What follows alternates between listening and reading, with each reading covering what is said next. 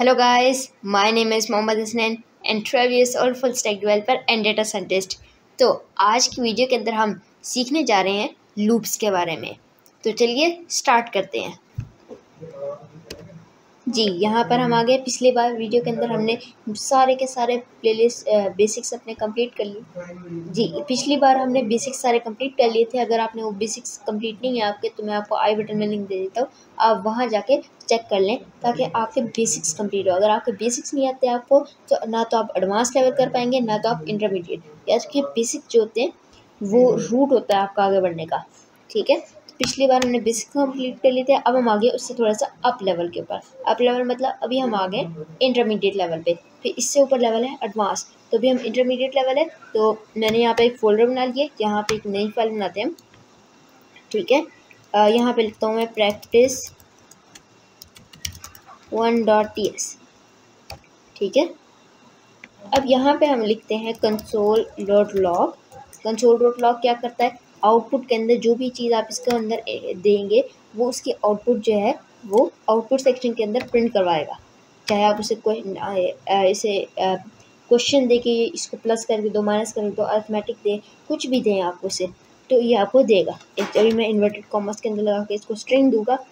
यहाँ पे लिखता हूँ मैं वेबकिन सॉल्यूशंस। ठीक है, अब मैं इसे रन करता हूँ। रन कर दिया मैंने इसे, वो देखिए वेबकिन सॉल्यूशंस उसने प्रिंट कर दिया है। ठीक है, अब अगर मुझे इसे 5 दफ़ा प्रिंट करवाना, तो मैं इसे 5 दफ़ा कॉपी करूँगा, ऑल्ट शिफ्ट, ठीक है, डाउन एरो, 5 दफ़ा प्रिंट हो गया। ऑल्ट शिफ्ट डाउन एरो जितनी बार आप दबाएंगे उतनी बार वो लाइन कॉपी होती जाएगी। अब मैं इसे रन करता हूँ। अब ज़ाहिर सी बात है, इसने 5 दफ़ा वेबकिन सॉल्यूशंस को आपको लिख के दे दिया है। अब अगर आपको कहा जाए कि इसको आपने 1000, 2000 या 1 लाख या 1 मिलियन तक के ऊपर प्रिंट करना है आपने इसको, तो फिर ये तो बड़ा मुश्किल हो जाएगा। क्योंकि आपको फिर इसकी लाइन कॉपी करके बनानी पड़ेगी। फिर आप भूल भी सकते हैं ये लाइन ये नंबर था, फिर उसका जो रिजल्ट होगा उसको वेरीफाई करना होगा, या तो 1 मिलियन है, या 1 ज़्यादा, या 2 ज़्यादा, या 3 कम पड़ गए, 4 कम पड़ गए। तो आपको इस तरह देखना पड़ेगा। तो ये मैन्युअली काम करना बहुत ज़्यादा मुश्किल है। तो यहीं पर आते हैं लूप्स। ठीक है, loops are used to execute a piece of code again and again. ये एक लूप्स होते हैं जो कोड का जो आपका पीस होता है ना, जैसे अब ये है मेरा एक पीस है कोड का, ये है console.log। ठीक है, पीस कुछ भी हो सकता है। ठीक है, एक कमांड कह लें इसको। तो कोड का जो पीस होता है उसको चलाने के लिए बार बार, ठीक है, जैसे मैं इसको बार बार चला रहा हूँ, अब इसको मुझे 1000 दफ़ा प्रिंट करना है, तो मैं लूप्स का यूज़ करूँगा, क्योंकि वो क्या करते हैं, इसको बार बार चलाते रहते हैं जब तक आप उन्हें कहो। अच्छा, लूप्स की जो टाइप्स होती हैं वो कई तरह की होती है, जैसे for loop, for in loop, for of loop, और वाइल लूप और डू वाइल लूप। ये ज़्यादातर मशहूर जो होती है वो फॉर लूप होती है, फॉर ऑफ लूप और वाइल लूप। लेकिन अगर आप एक सीख ले तो फिर आपके जो काम होता है वो आपका चल जाएगा। ठीक है, जब हम एडवांस लेवल पे जाएंगे, जब हम ये सारे लूप्स भी सीखेंगे ताकि आपको पता चले ये सारे क्या होते हैं, तो यहाँ पर हम सीखेंगे इनके बारे में। For in loop, for of loop, while loop, do while loop, ये सारे हम सीखेंगे। लेकिन अभी के लिए हम सीखेंगे सिर्फ फॉर लूप। ठीक है, अच्छा, अब जो फॉर लूप होता है वो लिखा कैसे जाता है ये देख लेते हैं। अब अगर आपने फॉर लूप को इनिशियलाइज़ करना है, जैसे आप वेरिएबल को इनिशियलाइज़ करने के लिए var लिखते हैं, या फिर लेट लिखते हैं, या फिर तीसरा तरीका कॉन्स्ट लिखते हैं। ठीक है, वैसे ही या लूप को इनिशियलाइज़ करने के लिए, खासतौर पर फॉर लूप को, उसके लिए आप लिखेंगे for initialize the for loop. ठीक है, उसके बाद आती है ब्रैकेट्स। ब्रैकेट्स के अंदर आप देते हैं आर्गुमेंट्स। ठीक है, या यहाँ पर इसके बाद आती है यहाँ पे कर्ली ब्रेसेस। उसके अंदर आप अपने स्टेटमेंट लिखते हैं, कोड ऑफ पीस लिखते हैं, वो वाला जो आपने उसको बार बार एग्जीक्यूट करवाना होता है। अब जो यहाँ पर ये बीच में चीज़ है ये क्या है, ठीक है, इसको ज़रा जूम कर लिया मैंने। और अच्छा, लेट i = 1। ठीक है, अब ये लोग काफ़ी सारे कंफ्यूज होते हैं कि ये जो आपने काफ़ी सारे शायद और भी वीडियोस देखी होंगी यूट्यूब के ऊपर जो लूप सिखा रही होंगी, उसके अंदर आपको यूज़ करते हैं आई करते हैं, जे करते हैं, के करते हैं। तो ये क्यों यूज़ करते हैं? ये और भी तो अच्छा नाम यहाँ पर ये नाम ले सकते हैं इसका। ये क्या है? जैसे काउंट करने से या फिर कुछ भी कर ले, इंडेक्स कर सकते हैं ये। तो फिर ये आई क्यों चूज़ करते हैं? ये बस इसको वजह इसकी ये होती है कि शॉर्ट करने के लिए। आई बेसिकली होता है इंडेक्स पूरा, लेकिन उसका शॉर्ट आई लगाते हैं ये, ठीक है। अच्छा, लेट आई। अब हम क्या कर रहे हैं, एक वैल्यू बनाते हैं। पहले सेक्शन के अंदर करते हैं इसको इनिशियलाइज, ठीक है। इनिशियलाइज करा हमने लेट आई को, फिर अगले सेक्शन सेमीकोलन के बाद ये सेक्शन बंद हो जाता है। फिर अगले सेक्शन के अंदर हम, ठीक है, आई लगाते हैं। ये वाला वेरिएबल को अब हम यहाँ पर यूज़ कर रहे हैं, ठीक है। अब हम यहाँ पे बताते हैं स्टॉपिंग कंडीशन, कि अब ऐसा ना हो कि ये चलता ही जाए उसके बाद रुके ही ना, तो अगर तो कंप्यूटर। तो यहाँ पर आप देखें ये आई होता है। उसके बाद अब हम लिख रहे हैं greater I is less than और इक्वल टू 5। अब हम उससे प्रिंट करवाना चाह रहे हैं 5, ठीक है। अब हम कह रहे हैं आई जो है वो है 1। जब वो स्टार्ट होगा तो फिर वो होगा 1, ठीक है। जो आई है, अगर हम कहते हैं आई जो है वो 5 के इक्वल या बड़ा है। अगर आपने ये वाला लेक्चर मेरा नहीं देखा तो मैं आपको आई बटन में लिंक दे दूँगा। ये भी काफ़ी इंपॉर्टेंट है, कि यहाँ पर भी यूज़ होता है, तो आप इसे जाकर देखें। अच्छा, आई है, मैं कह रहा हूँ आई जो है वो बड़ा है या इक्वल है 5 से, तो ये रुक जाएगा, ठीक है। तो अब हम कह रहे हैं आई प्लस प्लस। ये देखें यहाँ पर आई प्लस प्लस यूज़ हो रहा है, मतलब कि आई के अंदर। अब यहाँ पे आपको थोड़ा सा कंफ्यूजन वाला पार्ट है। देखिए, कंसोल लॉग को हम प्रिंट करवा रहे हैं, ठीक है। अब हम कह रहे हैं आई एक वेरिएबल बना लिया हमने, ठीक है। आई हमने एक वेरिएबल बना ली। ये आपको ज़रूरत नहीं है कि आई क्यों लिखा हमने, जे क्यों लिखा, ये क्यों लिखा। आई सिर्फ एक वेरिएबल का नाम है, ये आप क्लियर कर लें, ठीक है। आई एक वेरिएबल बन गया।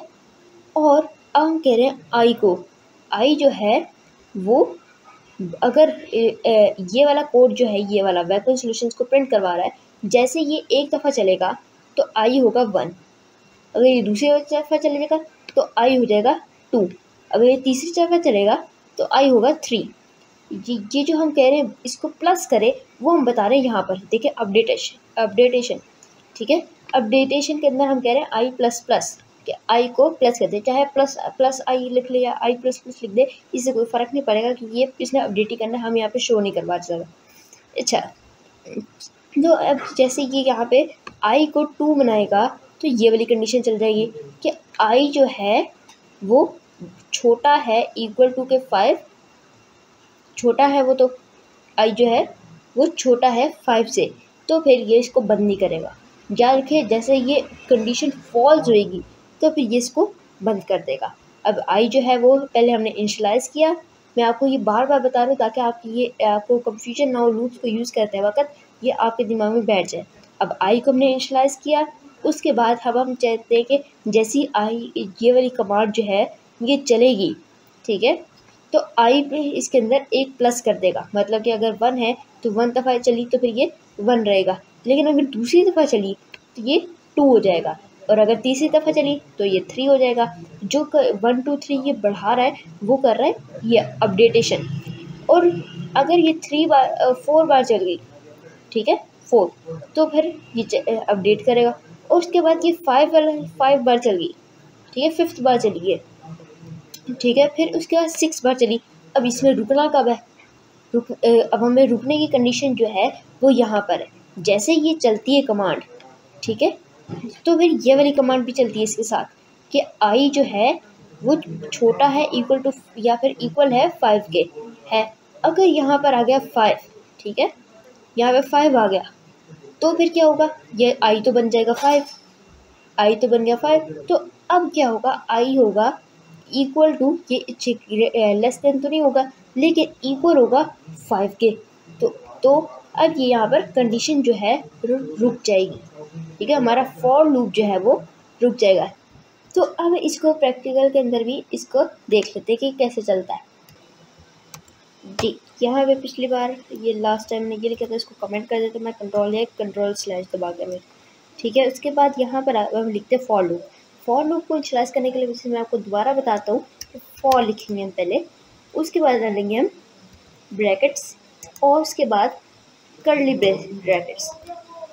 ठीक है, जैसा हमने यहाँ पे सिंटैक्स के अंदर लिख रखा है। सिंटैक्स मतलब उसका रूल लिखते हैं ना कि ये इस तरह लिखना है आपने। ठीक है, अगर आप इस तरह इसको नहीं मान के चलेंगे तो ये ख़राब होगा। उसके बाद ये हमने ये लिख दिया है।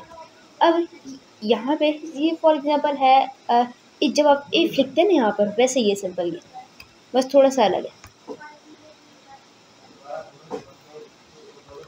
अच्छा, यहाँ पे हम लिखते हैं पहले console.log।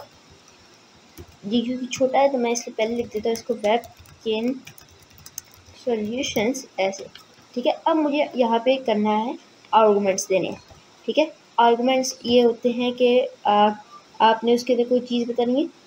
ठीक है, पहले ये हम आर्गूमेंट्स के बारे में डिटेल में समझेंगे जब हम फंक्शंस पढ़ेंगे।